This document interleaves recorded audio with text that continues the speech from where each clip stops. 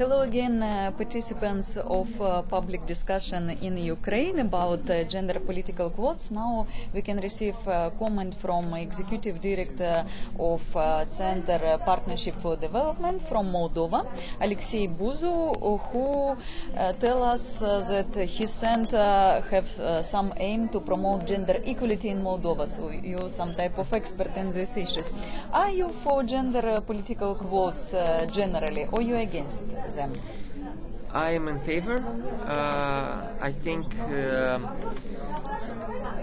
this is not, let's say, if political parties in one system, if they are proactive in promoting women and young people, and they're very diverse when they propose their candidates, then quota is not needed. Not so needed. Not needed. Most of the times, political leaders say, we need more time, maybe in some time, then women or young people will get more empowered and more capable, and they will be more motivated to participate in political process, then we'll have more women. But look, Yes, that's usual rhetoric. yes, but since our countries have the independence, we have like, what, 23 years?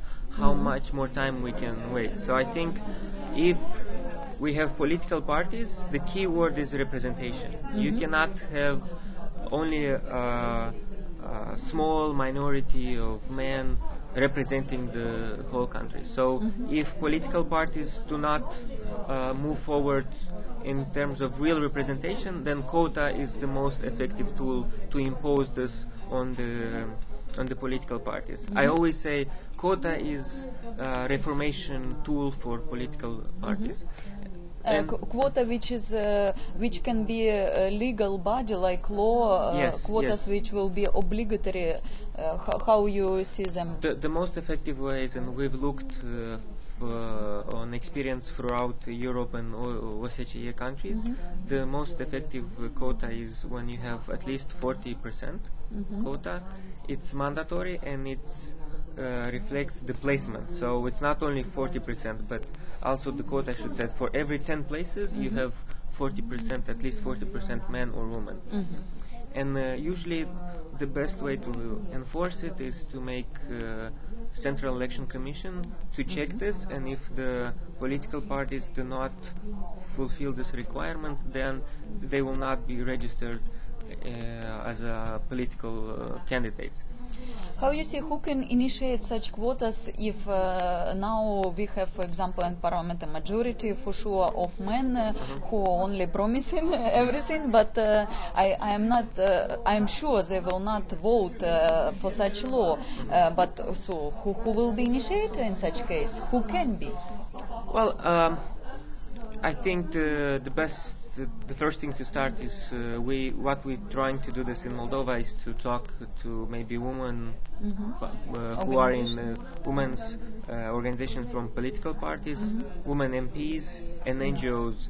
So I think this is the first partnership that needs to be built, and then try to convince the men from the parties, and then maybe voters, and I think the snowball effect. And since we are in Sweden, for instance, in Sweden, everyone thinks that in Sweden, in Finland, and Norway, these countries, they have quotas.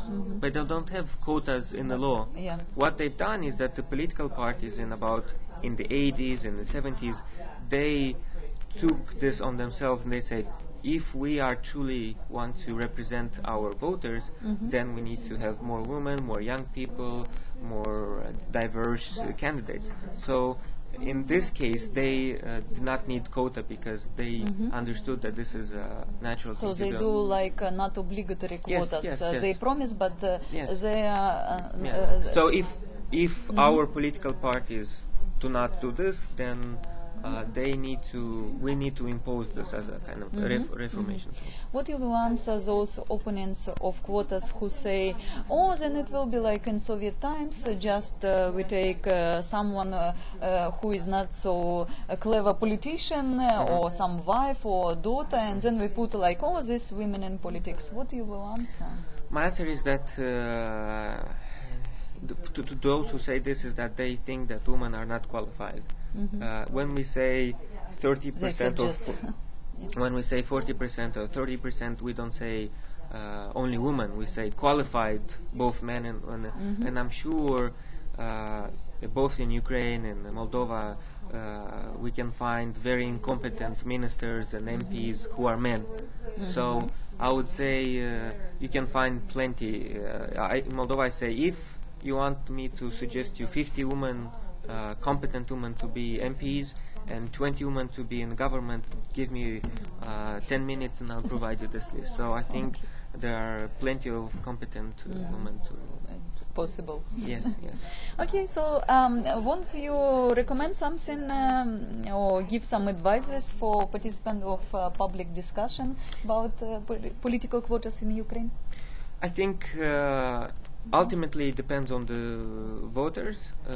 What we try to do in Moldova, when we have elections, we try to engage with the voters and have them ask political parties why you have so few women in the list.